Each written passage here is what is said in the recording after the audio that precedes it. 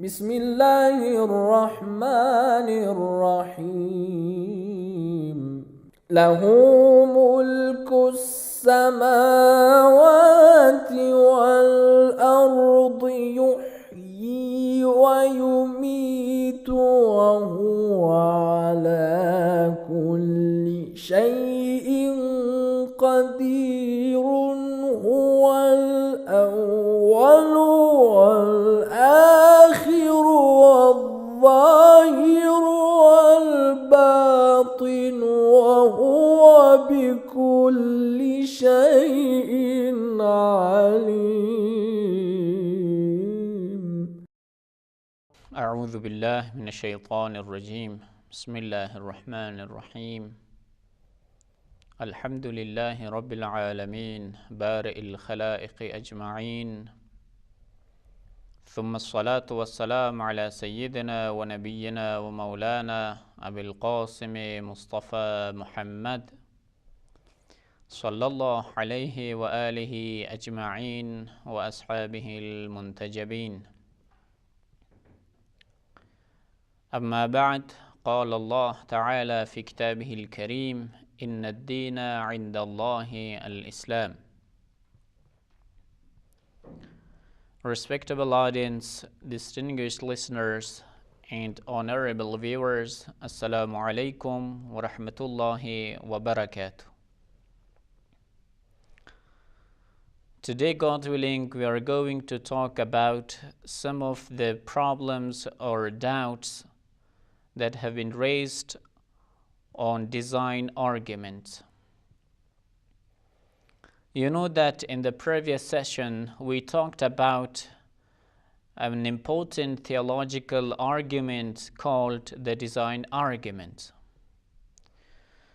The Muslim philosophers, the Muslim theologians, and some of the Western or Christian theologians have developed the argument of design, meaning that to prove Almighty Allah's existence, they developed and they resorted to the argument of design.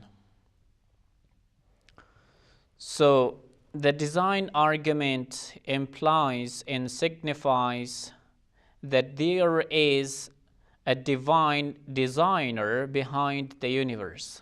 There is a divine designer behind this marvelous design we see and we witness in this universe. No one having a fair judgment about the world, about the universe, can ever accept this idea that there is a blind accident behind all these phenomenal and behind these all marvelous events. What I mean, in another word, is this: that the Muslim philosophers are of the view that behind every design there is a designer. So the universe being an object, having lots of secrets, being full of wisdom, it is barely in need of a marvelous designer. We call him Almighty Allah, the most merciful, the omnipotent, the omniscient. So this design argument was presented for our listeners and viewers in the previous lecture and speech. So we believe that the whole universe, being as an encyclopedia of 100 volumes, can never ever be brought about by accident. We believe that the whole universe, the whole creature, are created by Almighty Allah, and they have their own meaningful purposes. They have their own predefined targets that they have to go towards. So this universe cannot be lesser than an encyclopedia of 100 volumes. You know how it is absurd to think that an encyclopedia of 100 volumes is brought about by accident. No one believes so. No one dare say this view and this notion. No one can dare have this notion and opinion in his mind that an encyclopedia of 100 volumes have been produced by accident or by blind accident. Why? Because every rational agent believes that behind everything, behind every phenomenon, there is a mover, there is an agent. He has to mediate. Otherwise, this encyclopedia will not be put forth, will not be offered for the readers. The same case can be true, or the same can hold true for the universe. There are lots of wonders, there are lots of wonderful phenomena in this universe. We cannot say that, we cannot believe that all these phenomenal events and all these phenomenal structures are based on blind accident. No one can say this. If a person says this, we have to think that, of course, his mind has been damaged or his mind is falling short of correctness. This was an exposition, this was an explanation put forth by us in the previous session. Today, God willing, we're going to say that there are some intellectuals, there are some Western intellectuals that they have raised many doubts against this argument.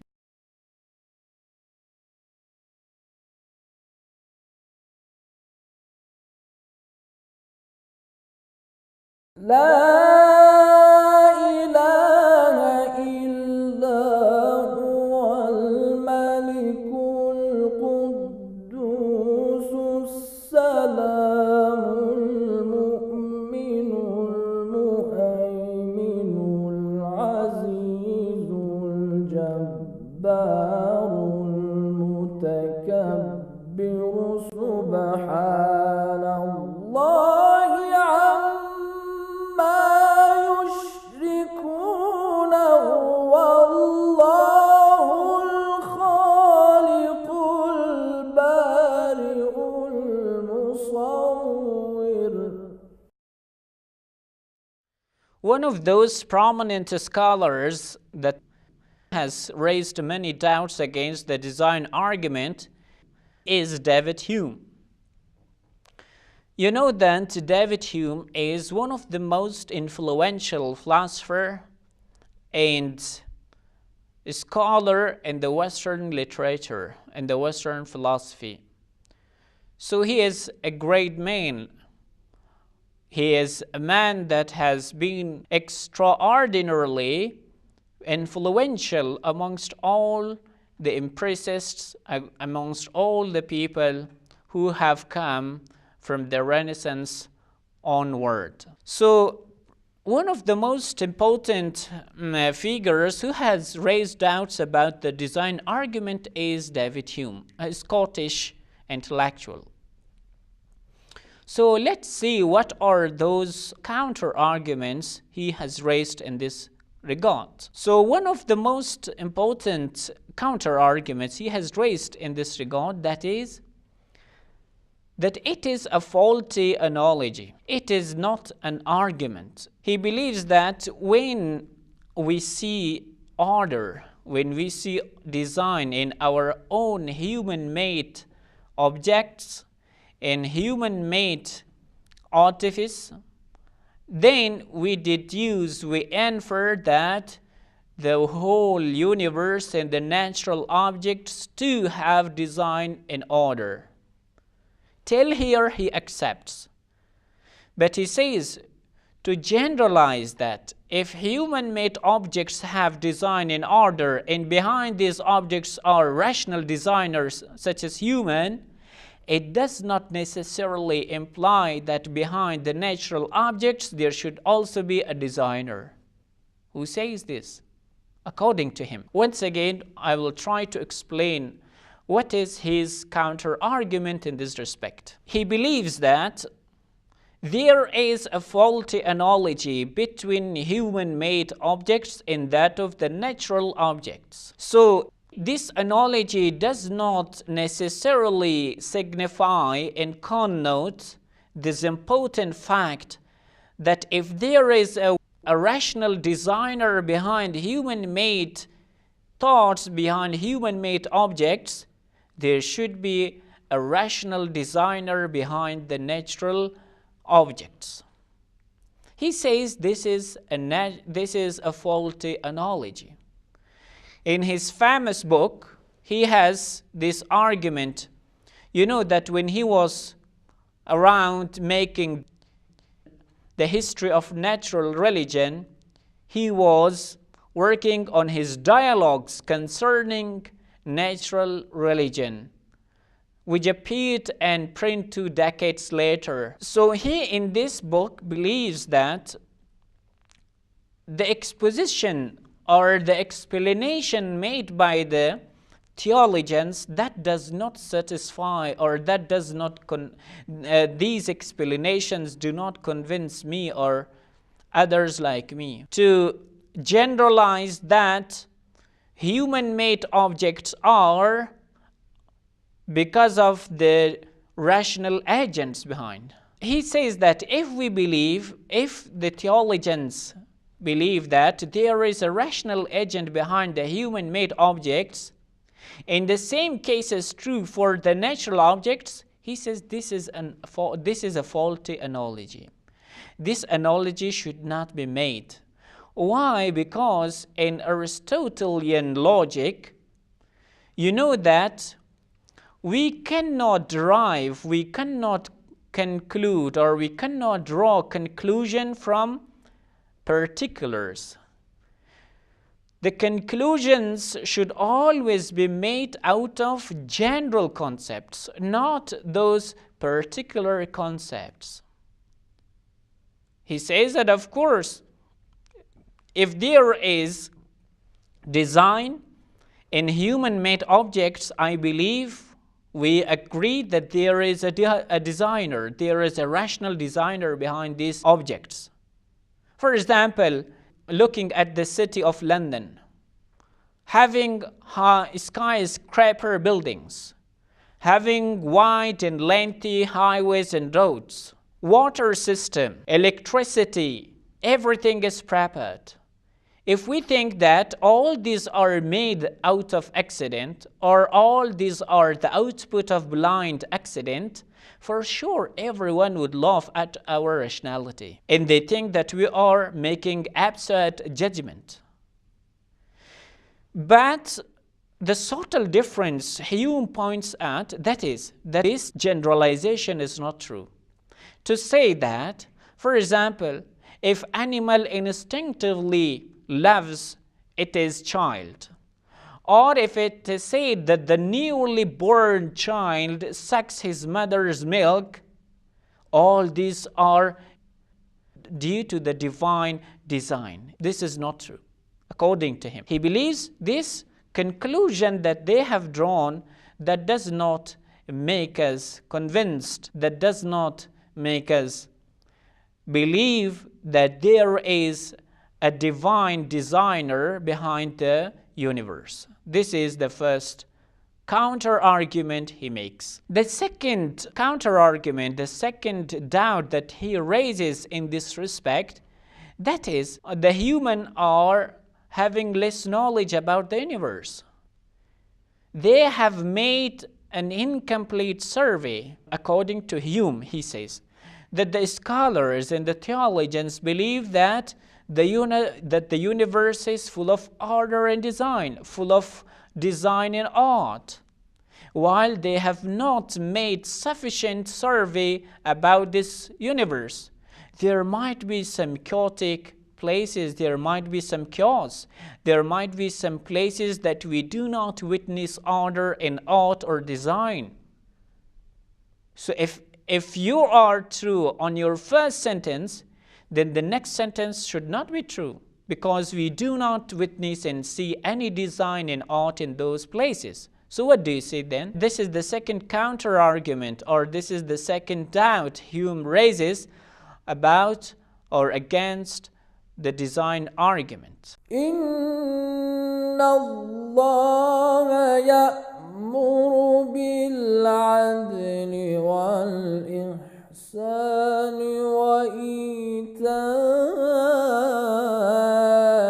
ذي القربى وينهى عن الفحشاء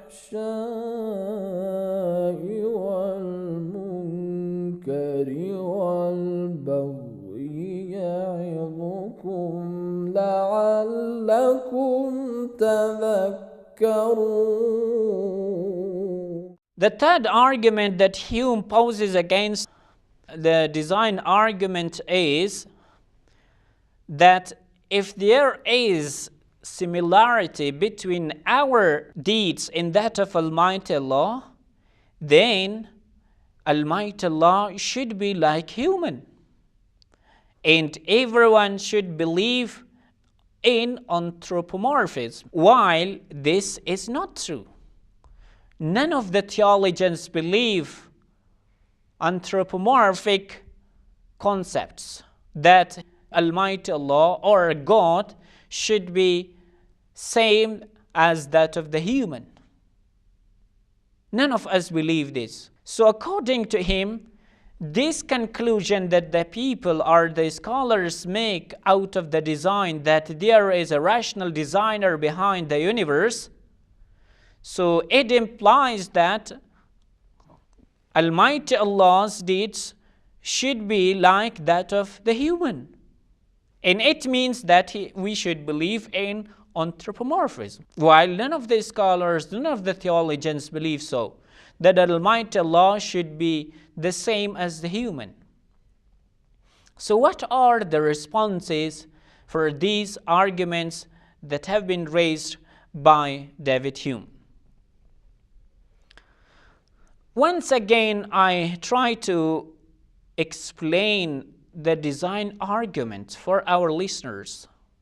Once again, I draw your attention that you have to be precise about the design argument. You have to think about it precisely and in depth and with profundity, that how this argument connotes Almighty Allah's existence, or how the theologians developed this argument to prove Almighty Allah's existence.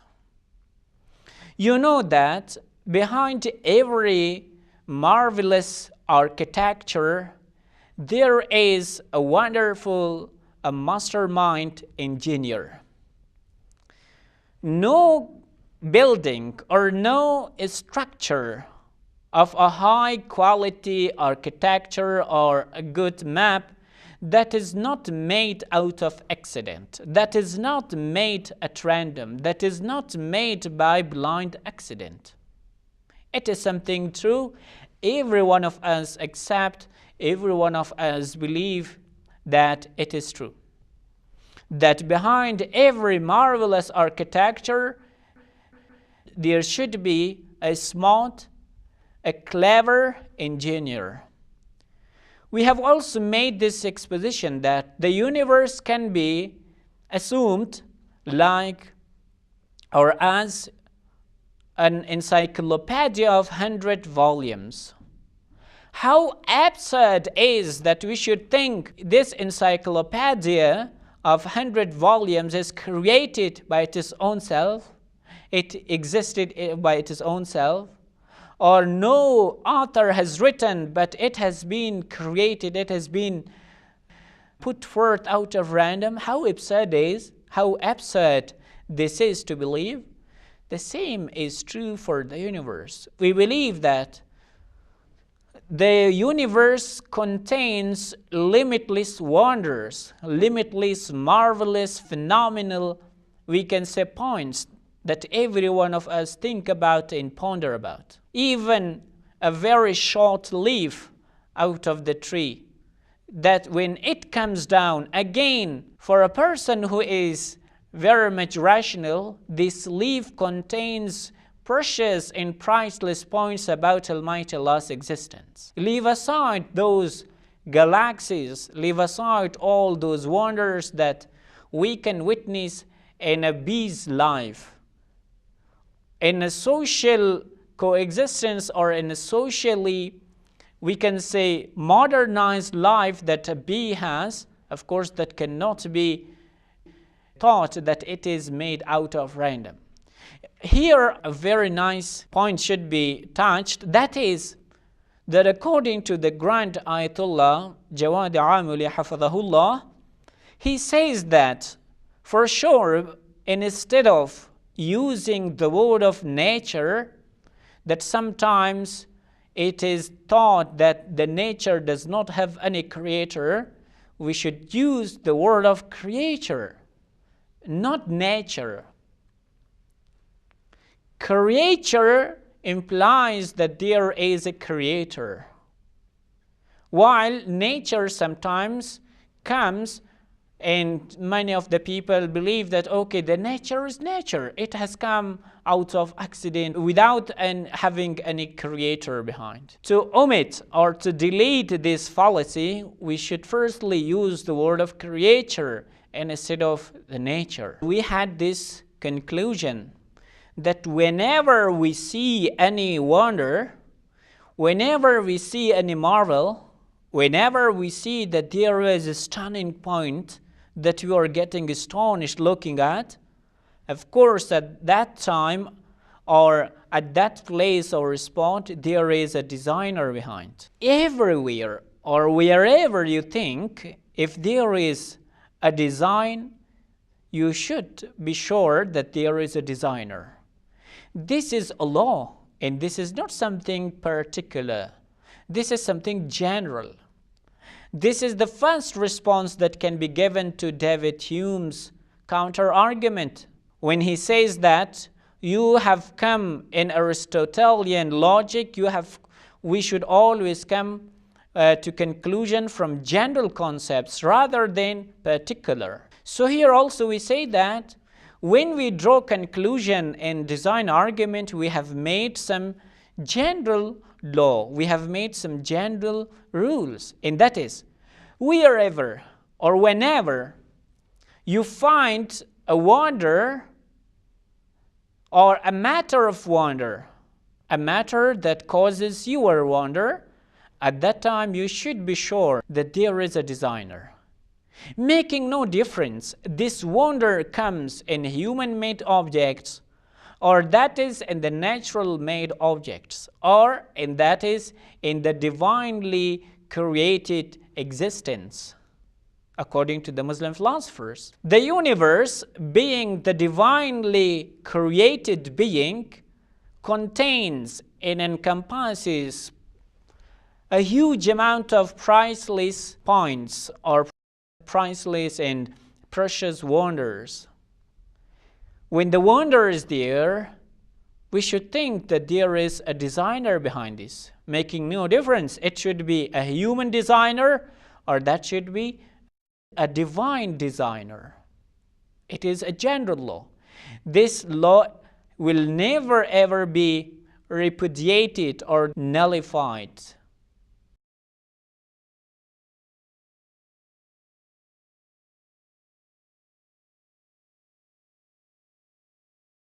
لا إله إلا هو الملك القدوس السلام المؤمن المهيمن العزيز الجبار المتكبر سبحان الله عما يشركون والله الخالق البارئ المصور. This law will never ever be repudiated or nullified. Why? Because we have made this law logical, its premises are also rational. We believe that wherever and whenever there is a wonder, there is a design, there is an art, there should be a designer, there should be an artist behind. making no difference it should be human-made objects or that should be divine-made objects. The same case is true for the universe. In the universe, we find lots of wonderful events, lots of wonderful causes. It means that there are wonderful instances that make us wonder. So in these cases, for sure, we believe that behind these wonderful events, behind these wonderful creatures, behind these wonderful and marvelous structures and laws and regulations, Almighty Allah exists. Almighty Allah is there as a rational agent. While in human-made objects, everyone believes so. No one said that MW made cars or behind these softwares, behind these hardwares relating to computers, to smartphones, to these and that, there is no one. No, behind every app, behind every software, there is an engineer, there is a computer engineer. So, to draw a conclusion from the first response we have given to David Hume's counter-argument, that is, that the universe is full of design and art. And behind all this wonderful design and behind all these wonderful structures, Almighty Allah exists. The argument he raised, it was this, that in Aristotelian logic, we should always draw conclusion from general concepts rather than particular. It is true. But we have made conclusions from general principles, not from particular incidents. We say that whenever you find or wherever you find a wonder or a design or an art, so behind this art, behind this design, there is a designer or artist. Making no difference it should be human-made objects or that should be divinely made objects. So behind this universe, there is Almighty Allah, and behind this computer, there is human rational agents. This is the first response we have given to David Hume's counter-arguments. So, respected audience, distinguished listeners, this was the argument, this was the response we have provided for counter-argument made by David Hume. The second response that we have provided for Hume's counter-argument against design argument will be discussed inshallah in the next episode, for it needs a further explanation that we are running out of time. May God bless us all to grasp fully all these arguments and then believe in Almighty Allah's existence, and thirdly, comply our deeds, our actions in accordance with Almighty Allah's orders. Thank you very much. Wassalamu alaikum wa rahmatullahi wa barakatuh.